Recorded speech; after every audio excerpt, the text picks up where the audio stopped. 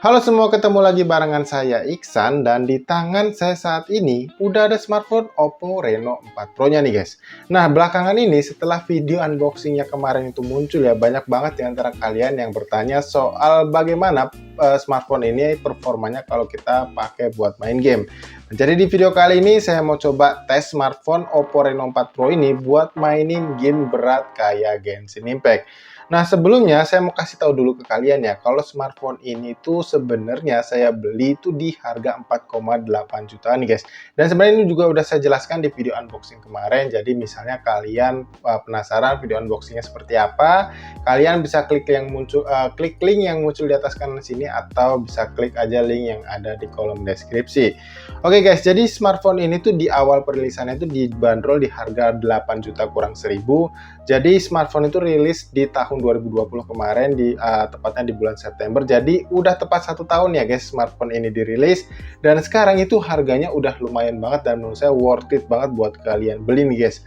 Bukan karena soal chipsetnya ya guys ya, tapi karena secara keseluruhan mulai dari spesifikasi layar, kemudian tampilannya ya, yang menurut saya ini udah mirip banget dengan desain smartphone flagship ya.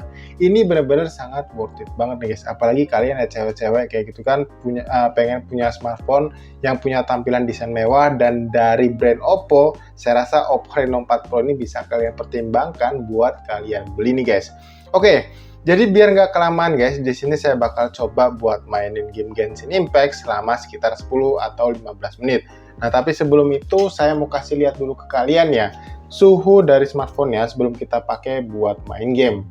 Nah, ini kalau kita lihat di bagian layarnya ini sekitar 34 derajat, di bagian layar bawahnya ini 36 derajat Celcius, di bagian back cover-nya ini 34 derajat, dan di bagian bawah ini juga 34 derajat Celcius. Jadi sebelum kita pakai buat main game ini, untuk suhu smartphone-nya bisa dibilang cukup normal ya guys ya. Dan kalau kita lihat di sini untuk kapasitas baterainya, aduh, saya lupa untuk nunjukin tampilan daya baterainya ya guys ya. Sebentar. Ya, ini dia guys untuk tampilan atau kapasitas daya baterai sebelum kita pakai buat main game ya. Ini ada di kisaran 84%. Jadi nanti kita akan cek lagi ya setelah kita pakai buat main game Genshin Impact selama 10 atau 15%. Sekarang kita sambil buka aja game Genshin Impact-nya, karena banyak banget di antara kalian yang nggak pengen videonya ini di skip waktu loading game Genshin Impact nih. Jadi saya tontonin atau saya kasih lihat ke kalian tanpa di skip nih guys.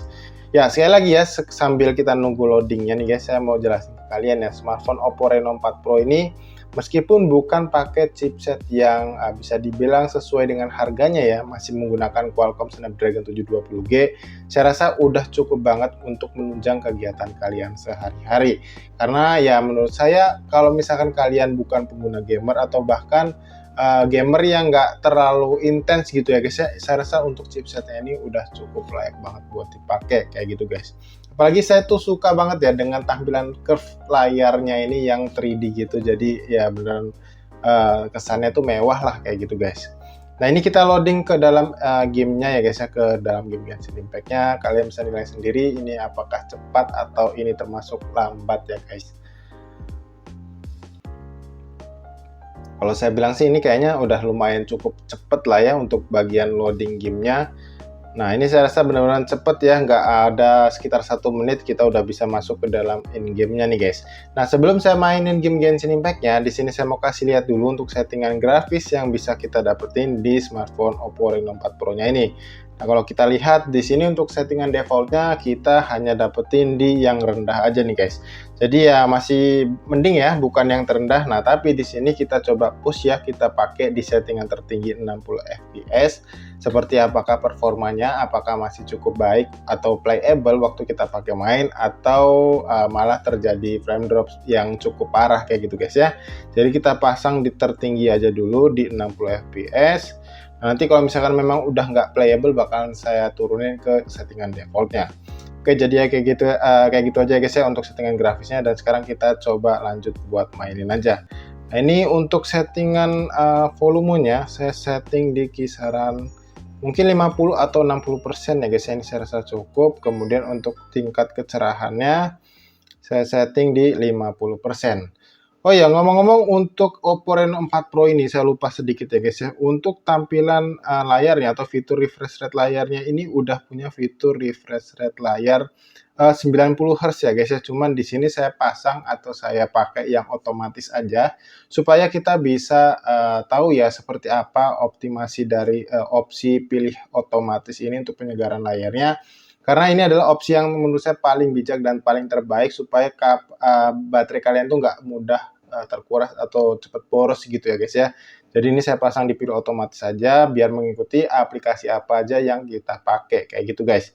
Oke, sekarang kita lanjut ke gamenya dan kita lanjut aja ke misinya nih guys ya.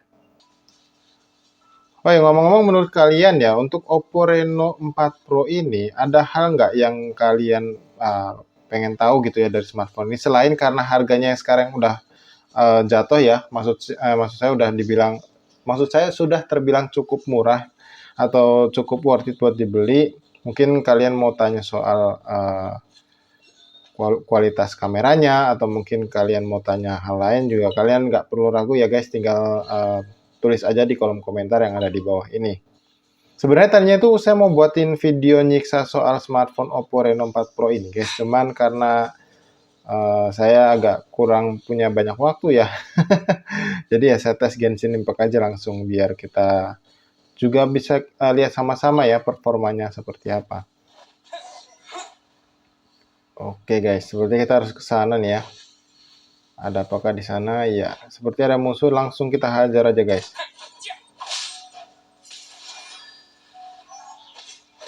Ternyata musuhnya dua guys. Aduh. Kita hajar yang badak dulu nih ya. Shit.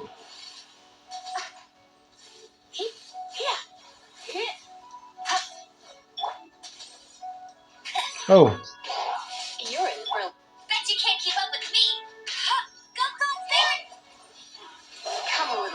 Nah, tadi kita dikeroyok guys. Wow.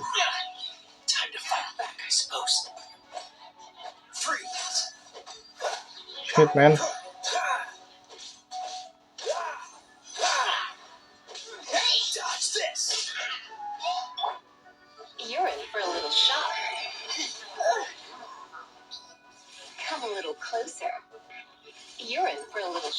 Wah, dikeroyok kacau. Kayaknya kita bakal mati nih guys.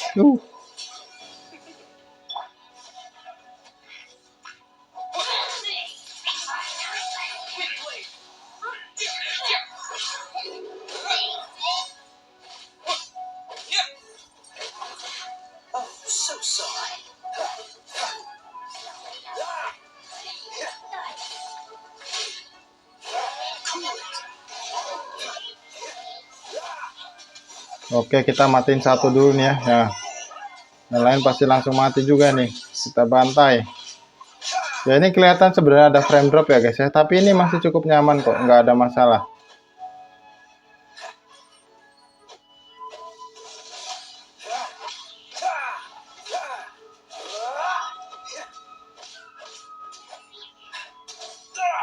Oh shit.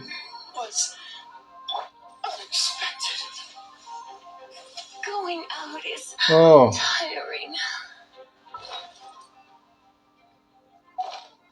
Hero-nya tinggal satu guys.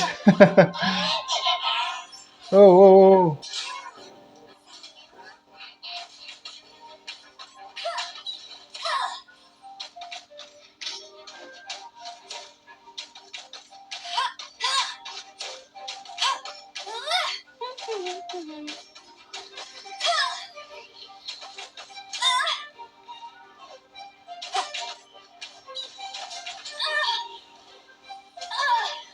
Sialan.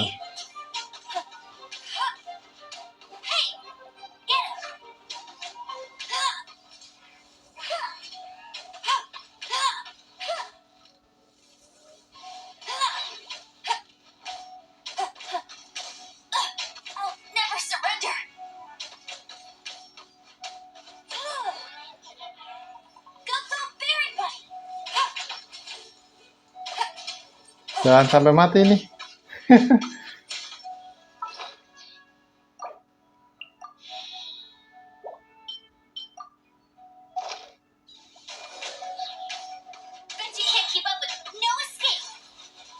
Oke, menang nih guys. Akhirnya. Ya, jadi saya rasa ini udah sekitar 15 menit ya. Bahkan saya rasa ini lebih saya mainin game Genshin Impact-nya. Sekarang kita back to home screen ya. Sekarang kita coba lihat atau kita cek untuk kapasitas daya baterainya. Ini berkurang dari 84%, sekarang sisanya ada di 75%-an nih guys. Jadi berkurang sekitar 9% ya guys ya. Dan saya rasa ini cukup wajar karena smartphone ini hanya dibekali kapasitas daya baterai sebesar 4000 mAh aja. Nah, sekarang kita coba cek untuk suhu dari smartphone-nya ini. Nah, kalau kalian lihat ya, ini cukup lumayan bisa dibilang panas sebenarnya guys, 44 derajat ini. Nah, ini kalian bisa lihat ya. Kalau di bagian bawahnya sih masih cukup normal di kisaran 40 derajat Celcius, tapi di bagian atas ini ada yang 44 derajat ya. Tapi kalau kita cek di bagian belakangnya, ini masih 43 derajat Celcius, di bagian bawahnya masih di bawah 40 derajat Celcius guys. Jadi saya rasa bisa dibilang smartphone ini memang punya suhu yang bisa dibilang cukup panas ya guys ya. Tapi sejauh saya pakai main tadi, saya masih cukup nyaman walaupun saya pakai di bagian layarnya ini untuk movement direct kayak gitu ya guys ya. Jadi buat gerak-gerak itu jempolnya nggak kerasa sakit, memang agak kerasa hangat ya di bagian ini.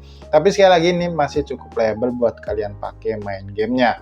Ini cuman sejauh saya pakai main game Genshin Impact tadi selama sekitar 15 menit. Kesimpulan saya bisa dibilang smartphone ini tuh dengan Qualcomm Snapdragon 720G-nya masih bisa dibilang punya performa yang cukup baik nih guys. Ya walaupun bisa dibilang memang ada beberapa kali frame drop, tapi saya sampai nggak ngeh ya kalau itu ada frame drop, karena ya segitu playable-nya gitu ya guys ya, di settingan tertinggi 60 fps-nya tadi. Tapi mohon maaf ya guys ya, mungkin saya nanti rendernya nggak dibikin di 60 fps karena laptop saya kentang. Jadi agak lama nantinya kalau saya render pakai yang 60 fps, jadi saya render di 30 fps aja. Jadi semoga kalian bisa ngerti ya dengan kekurangan yang ada di channel ini guys. Ya, jadi guys, kesimpulan dari saya soal smartphone Oppo Reno 4 Pro-nya ini, selain punya desain mewah sekelas flagship, chipset Qualcomm 720G ini saya rasa udah cukup banget lah ya kalau buat kalian pakai untuk penggunaan ringan aja. Walaupun dipakai main game seperti Genshin Impact tadi, kita udah buktiin sama-sama kalau smartphone ini masih cukup layak dan masih cukup playable. Kita ajak pakai main game Genshin Impact di settingan tertinggi 60 fps-nya. Nah, jadi saya rasa cukup sampai di sini dulu aja ya guys video gaming test soal smartphone Oppo Reno 4 Pro-nya. Nah, misalnya kalian masih punya pertanyaan soal smartphone Oppo Reno 4 Pro ini, jangan sungkan buat tinggalkan pertanyaan kalian di kolom komentar yang ada di bawah ini guys. Jadi seperti biasa, sebelum saya tutup video ini, buat kalian yang suka dengan videonya, jangan lupa klik tombol like-nya dan dislike aja video ini guys kalau kalian memang gak suka dengan videonya. Jadi sampai di sini saya Iksan pamit dan sampai ketemu lagi guys di video gaming test berikutnya.